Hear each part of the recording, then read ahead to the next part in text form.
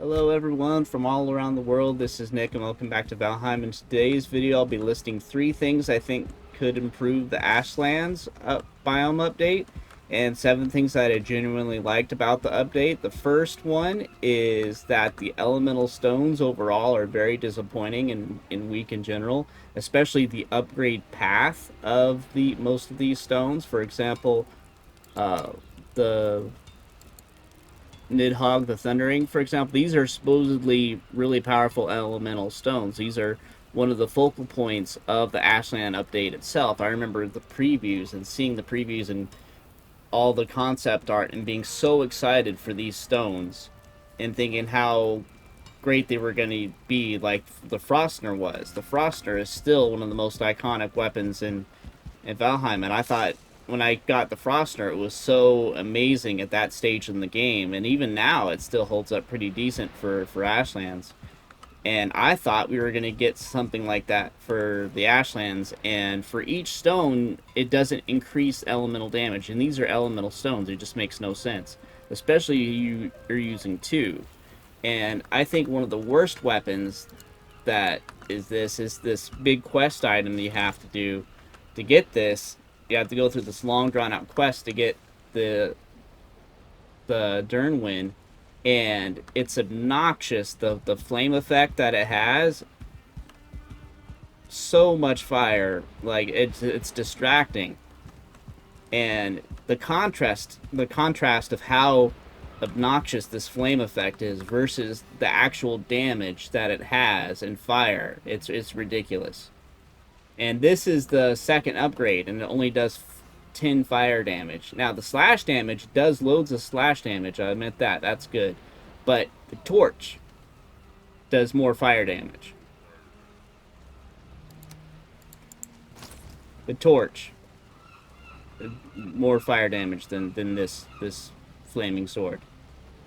So that's the first thing I would fix. And there is one weapon that kind of follows an actual good logical upgrade path, and that weapon is the Staff of the Wild. Now, the Staff of the Wild is still weak compared to like Frostner, for example. It's not as satisfying as Frostner was, but it is the best weapon in the Ashlands update because it actually makes sense. Each time you upgrade it and use elemental stones, it increases the elemental damage. Who would have thought? It increases it by 20 each time. So you start off with 20 poison and 20 blunt, but then as you upgrade it, it gets 20 each time. I'm on the 3rd upgrade, it does 60 blunt and 60 poison. So, in my opinion, all of the weapons that use elemental stones should follow this path. Now, the reason why I say it's still kind of weak and kind of disappointing is you end up using 3 jade stones for the last one, and it still only doesn't increase it by 20. You would think the more stones you use, the more powerful it would be, and 3 would increase it even more. But at least it's something. It's not the incredible disappointment damage-wise that these have. Now, my only criticism is on the base stats itself. I mean, I do think the fire effect is a bit too much for the flaming sword. That's a bit too much in my opinion, but the other ones, the other weapons, visually they look really good. So my main complaint is stats wise, it just doesn't make sense. But visually, this is really cool. I love the design of them. I love the look of them. They look really cool looking. But it's the actual damage output and how weak these stones are as a result. But visually, they look amazing. So that's the first thing I would request if they can to fix. They have listened to us in the past when we had the criticism of the feather cape being too nerfed. They've been very reasonable. They fixed things, and I appreciate that they listen to our feedback and those kinds of things. So that's the first thing that I would change that I think could make the Ashlands better. Now, the second thing that the main thing that I've heard the most from people that they don't like is the spawn rate in the Ashlands and how it wears you down after a while, and it's an endurance thing. After being in the biome for so long, it just wears on you, especially if you're trying to figure out where to go. You're constantly being bombarded. And I find especially the Valkyrie and the Fallen Valkyrie and the Morgan especially show up way more often than they probably should. I know they've addressed this and tried to fix it and reduce it as well. But I think the one way, the simplest, most straightforward way to make it good for everybody is to add spawn rate to the world modifier options to so it's down to the individual person's preference, and they can make it custom that way. If they want to reduce spawn rates while they're in the ashlands, they can do it that way. They can have like say half the spawn rate or something. Then they can. If they want to keep it the way it is, they can keep it that way. It gives more custom to what the player wants. So that's the first potential solution to that. The second one I was thinking of, so a more complicated solution to this could be, you know, how when you first find these fortresses, they had that green beacon coming up, and once you break the thing, the beacon goes away. What if kind of a capture the flag kind of thing, where once you take this over, you can make your own beacon and whatever color you want, and then with a certain radius around the fortress, significantly reduce spawn rates. And it's more complicated, probably more difficult to code, not quite as customizable to the player's preferences, but it would make it more narrative and more story driven, where you feel like you're gradually ridding this world of evil, and basically and it would give the fortresses more weight to them. That once you've taken over a fortress, it's like you're gradually making this Ashlands a bit safer for everything in there. So that could be another potential solution as far as having way too many enemies and being able to customize that to whether you want it like that or not. Especially for the mini bosses, just having the significant reducement in the mini bosses alone would help a lot. So that's the second thing. That's the one I hear by far the biggest complaint of Ashlands is the amount of enemies that keep coming at you. And maybe that's probably just intentional because it's the second to last biome. And maybe it's just something we just have to deal with. But I think at the very least the world modifiers option would help. And but I'll go on to 3. The third one is like the least important of the 3, really, and that's that the dvergers just make no sense in this biome at all. From a practical gameplay perspective, in the Mistlands, when you're first playing, you could get good loot from them if you had to fight them. There were fewer weapons that you had risk of friendly fire, whereas in the Ashlands, you have all kinds of weapons that can unintentionally have friendly fire, whereas in the Mistlands it was mostly a couple the fire staff, the I forget what it's called now, but the fire staff. But now the lightning, if you're attacking the skeletons, the charred, just one lightning burst off to the side can hit a verger, and then all of a sudden they're not on your side, and I don't think that really helps. In the Mistlands, they felt helpful. They felt like it was worth it because you could get good loot, number one, and number two, they were powerful enough where you felt like you were safe around them as long as you didn't attack them.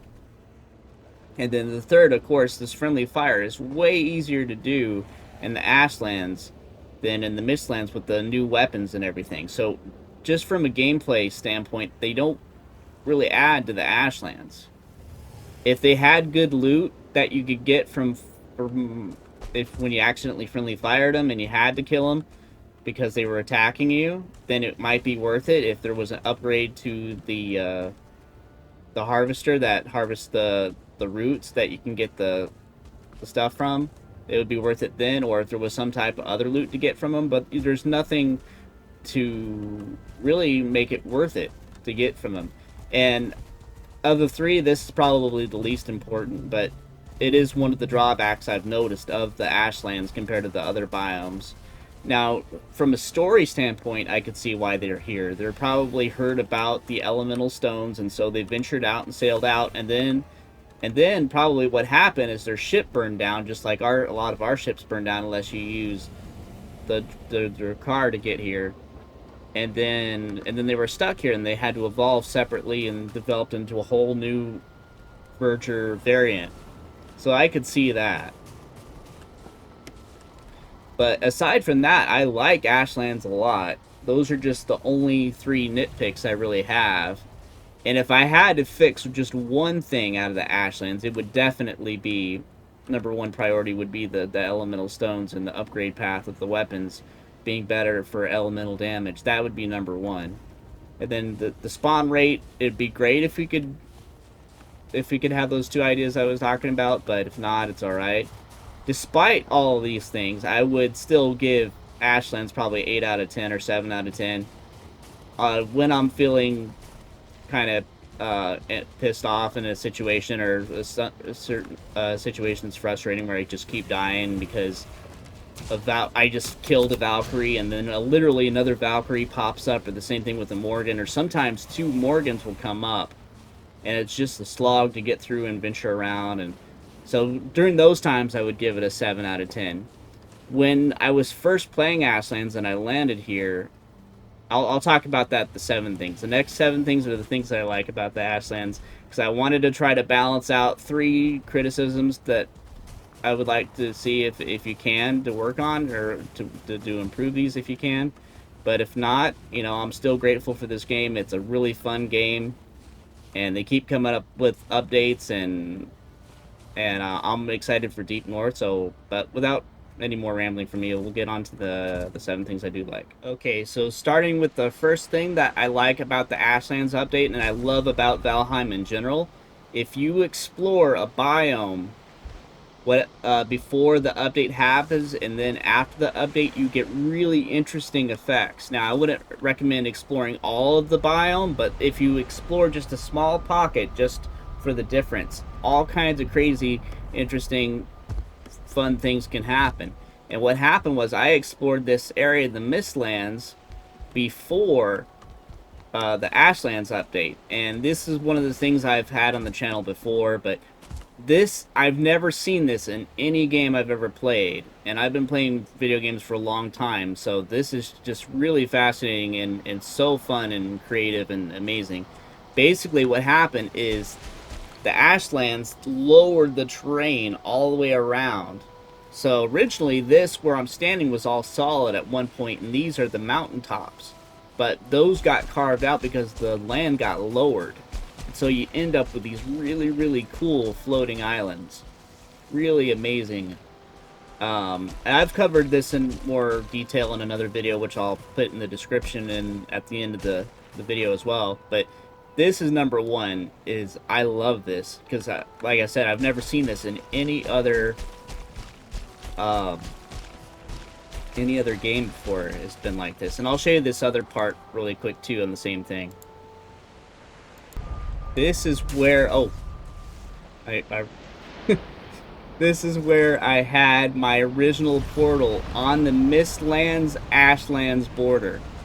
And this got all carved out. This is all water underneath. There's trees that are underneath the water. There's all kinds of land that's underneath this water that got buried underneath, water world style. It's incredible. And this was so cool. Now, if you've seen in past videos, this was all the old Ashlands area where all the surgers were, or surtlings, not surgers, surtlings. And it was just all ashland, just flat land, mostly flat. And this was the whole Mistlands area here too, and you could have seekers fight the surtlings, and it was amazing. It was really cool, and this got all carved out. Look at that. That's literally just a floating rock. I bet if I mined that enough, it would just all crumble and fall apart, and I'd probably die. But so this is number one. The cool the cool biome effects that you can have when you explore an area. Now, I've done this with Deep North, and I'll show you the area over there real quick. Now, when I did the Ashlands Mistlands portal, I only set up one because I didn't know what happened was going to happen. I thought it was going to end up like the Mistlands, where maybe there were some effects. I didn't know the terrain difference was going to be so extreme. So, as a precaution for the Deep North, I've set up 3 portals. Or 4 portals, actually. There's 3 here. Then there's this one that's in the Black Forest, close to the, way over here. That's how far I had to venture. So this portal's here. This is the furthest away from the Deep North. Right on this, this is probably the safest portal. And then this one is right on the shore, so that's probably going to get wrecked if the same thing happens where the elevation difference happens. And then there's the where they drop it down for the water. And then North 2 and then North 3. North 3 I got up high on a mountaintop, so that's probably the second safest. Which is the one I'm going to go to right here. I should make a base for the one that's in the Black Forest, because that's actually probably the safest. But I have built a base on the mountaintop here for the Deep North, with a rock wall around it. Just a small base, just to get started. So who knows? And I'm glad I'm getting this now, because who knows what the changes are going to be once the Deep North takes effect. But I figured there's the water out there. I figure if the water elevation goes up high enough, at least I'll have this. And it says mountain, but this is the Deep North area. This is very high up into the map area itself. So it's going to be interesting that I have this footage to show for contrast later on. But so that's one of the first things I liked about the Ashlands update. So the second thing I really liked about the Ashlands update is how much they make you work to get to the actual biome itself, and how much they held back content until you got to the island. Normally there would be little things that you would get that would help you get to, that would help you in the biome itself. Like there were things that before I got to the Mistlands that helped me in the Mistlands. But here, either if you had the Drakkar, you could probably get to the Ashlands decent enough. It was still a journey, but for this one, I literally had to find islands like this, little tiny rock islands, build a stone fort around it, put a portal down, swim to the next closest one. There's a magma fish. And then go to swim to the next one, get boiled alive sometimes, die multiple times, swim to the next island by island, deal with vultures and stuff. Oh, or these guys. These guys would be here too sometimes. You'd have to fight them, which is why I would put the stone fort around them. These guys, the bonemaw serpents, the bonemaw serpents. I would literally, there's that other portal fort right over there on a little tiny island. I don't know if this is everyone's experience where they have little rock islands this close, or if it's because I explored the Ashlands beforehand, before the update. But there would be these little rock islands, and I would have to go from each one. I literally have all these little portals here. I'm gonna have to kill him before he wrecks my base, but so that's what I had to do to get to Ashlands. I did not have the Drakkar. It took me a long time to find the Queen Vegosphere. I think it's easier to find now than it used to be, but it would take, and probably part of it's random too. There you go, thank God. But literally, I would have to explore. Just getting to Ashlands, just getting to the biome was an adventure and a journey. It took 10 hours to do, and it was so fun though. It was frustrating, and it was an endurance test, but it was also so rewarding once I got to the Ashlands. And it was a letdown at first, because I, like previous biome updates, I thought I was going to be able to get to the biome really easily, and then to be faced with such a roadblock to get there. But once I was in the process, about 4 hours in, maybe 3 hours in, I just started having fun with it, and it was so fun getting this far and dying so many times. I'd just randomly be boiled alive or getting killed by fish or whatever causes you to randomly die. And then when I got to the actual, I had to go here and go over there, and then eventually I sailed over there, and that's where my first base is, right over there. First Ashlands base ever was right over there. I had to go by boat. I thought I was going to be able to swim, but I kept drowning and dying. You can see my tombstone right there. And these guys, man, these scared me the first time I ever came across them. I didn't know. I thought that's how I knew I was near land, because I saw one.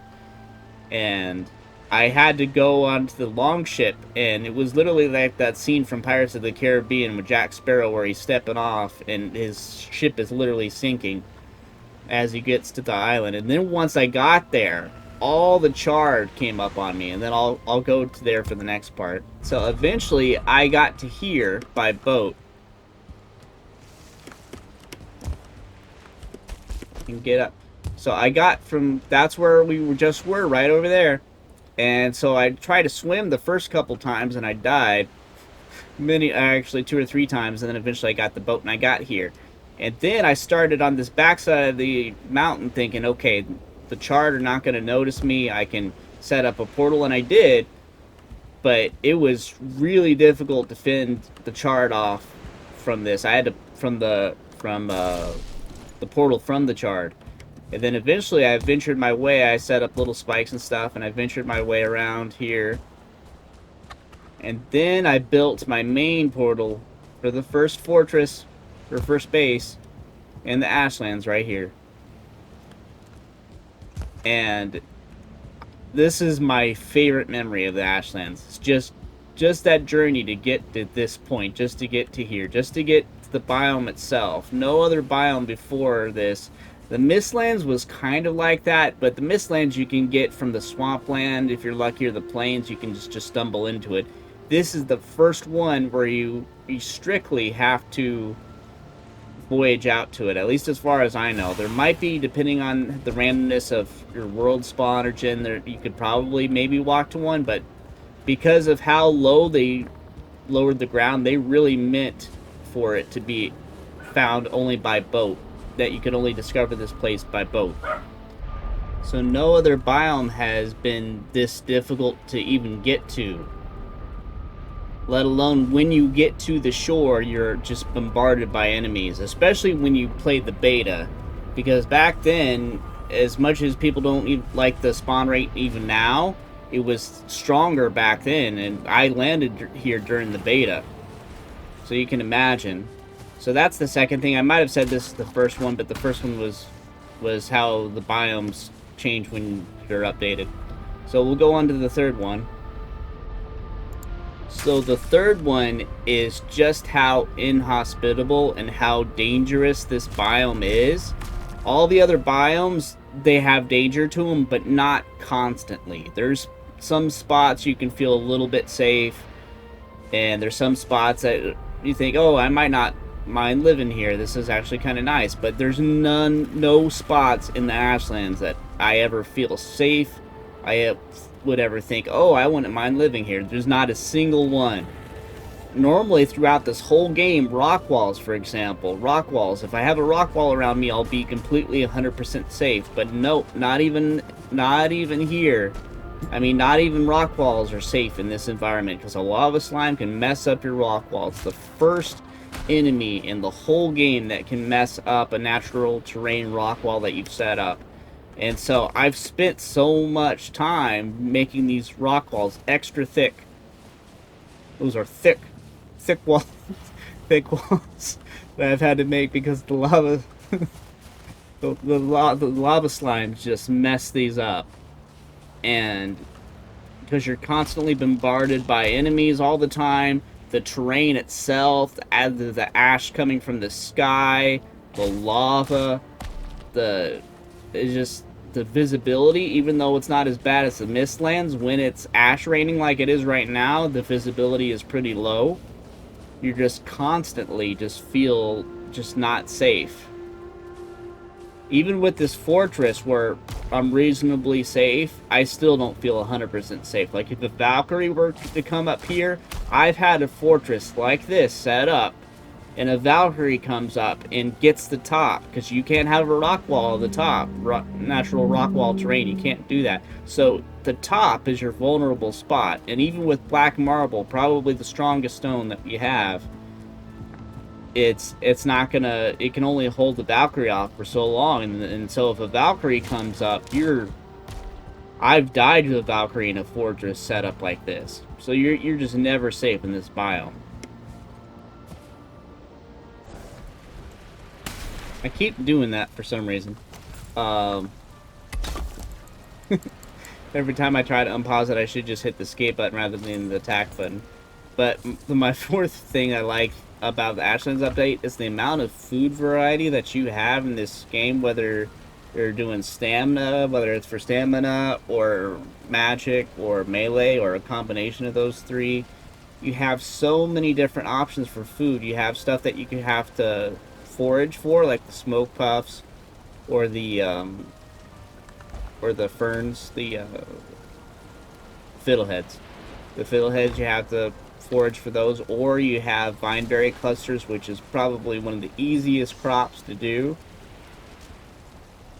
and you can get so much different options. The one thing I wish we had more options for, and I think that's coming up in a future one, is for the bonemaw meat. Now, the bonemaw meat has a really good high stack. I love that, but it weighs so much even after you cook it. The cooked bonemaw meat, it weighs so much. I don't even know if I have one here, but when you cook them, I think each one's like, oh, here we go. Each one is 10 pounds. So you get 20. So if you had a stack of 50 of these, it'd be 500 pounds. It makes sense for the size of the meat, but I wish there was a better use for the bonemaw meat. There might be a recipe I've forgotten that actually uses that. But overall, really good variety of foods you can make from the you can make spicy marmalade and sparkling shroom shake and sizzling berry broth. All kinds of really good options here. Usually, for the most part, they're easy to farm too. Not too bad. You can set up little portals around the forage spots, and the meat can be a bit difficult to get, the askvin, but depending on whether you get them in the wild or not. But so that's probably the fourth thing, is the amount of food variety and different options you can make, and how easy they are to get, especially the vineberry clusters. So the fifth thing, I keep doing that. The fifth thing is I like how they keep the old biome metal. They don't make it where you can use it, but they still keep it just as a reminder that the biome has changed, and they give you that option. That's really cool. They could have just coded it out completely, probably, or they could have just given you the early advantage, but they have it where you can still have that reminder that once existed. It looks pretty cool. I wish you could put it on a trophy stand, but it's really cool how it looks. The ancient metal, it glows, and I think that's why it would be good for decoration on an item stand or something. I got the fader relic right now. And then there's the glowing metal ore that was from the old flame metal ore, back when the old Ashlands. So I thought that was a nice touch that they still kept that. So I'm gonna have to be careful when I show you guys this one, because, like I said, Valkyrie's here. My sixth thing I like about the Ashlands is, once you take a base over, once you get all the spawners out, all the enemies out, you can make it into your own base, and this wall is really good defense. Again, you're never ever 100% safe in the Ashlands. The Valkyrie, of course, is the biggest danger once you have a good base like this, because there's no defense ceiling wise yet that is as strong as anything else in the game. There's no ceiling defense sets the equivalent to this wall or to the natural rock wall terrain. But once you take it over, you can make it into your own base, and I've made... This is probably the most time I've spent on any of the fortresses that I've taken over, but it's really careful because you have to... These spikes can make you bounce back. Of course, there's the fallen Valkyrie. That is one of the drawbacks to making a base in an old fortress, is the Valkyries tend to spawn around the old fortresses, but she won't see us here. And one of the things I've done, too, is I've made it... This takes a long time, so it probably won't be worth it for you guys, depending on, but I've made it really high up here. And then I'll put a catapult up here, and then I'll launch myself sometimes. Now, of course, I've lost some items doing doing that. Especially the Staff of the Wild, I lost that. Oh, no. She sees us. I think she sees us. Oh, dear Lord. Okay. Oh, no.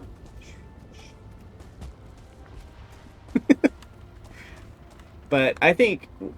Yep, fall damage was worth it. But... And of course you could set up a ballista with the trophies, but the ballistas are not all that effective against the Valkyrie, unless you have multiple of them. Oh, no. Are there more than one, or is that the same one? Because if there's more than one here, that would kind of prove my point that the mini-bosses spawn too often.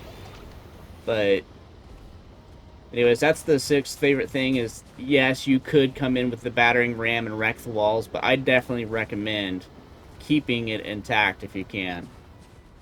So I think you guys probably know what my seventh one is, and that is Staff of the Wild. Is by far the most satisfying, and stat-wise I like it a lot. I like the way it functions, I like the way it looks. It is by far my favorite weapon in the Ashlands. And even in the Ashlands, the enemies are not weak to... I think they're immune to poison, but it still does loads of damage, thankfully, from the blunt. And you can attack far away.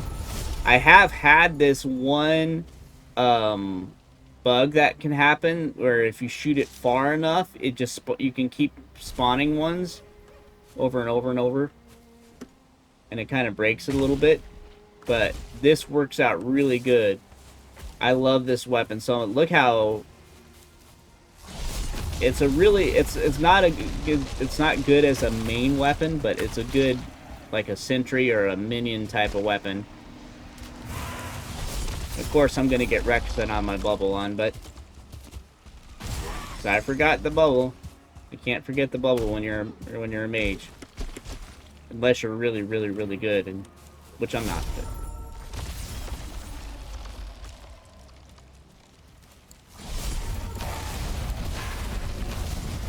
Just look how satisfying and how cool that is.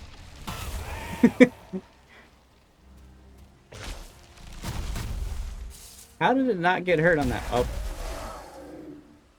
So, yep, I'm excited for the Deep North update. And I've been like I said, I've been meaning to do this video for a while, but I wanted to spend time on it and not rush it too much. And so that's why I've been putting it off, because I haven't had as much time to do the video till today. But I'm really excited for the Deep North, and I can't wait. It could be out next month. It could be out 3 weeks from now, who knows. But either way, I just want to say thank you, Valheim, for making it an amazing game and for listening to our feedback. And I love this game so much. As you guys can tell, I've spent so many hours playing this game. I think I've got like 700 hours or more on this. I really love this game. This is one of my favorite survival crafting games. I think Terraria will always be my favorite one, but this is, I think, a close second.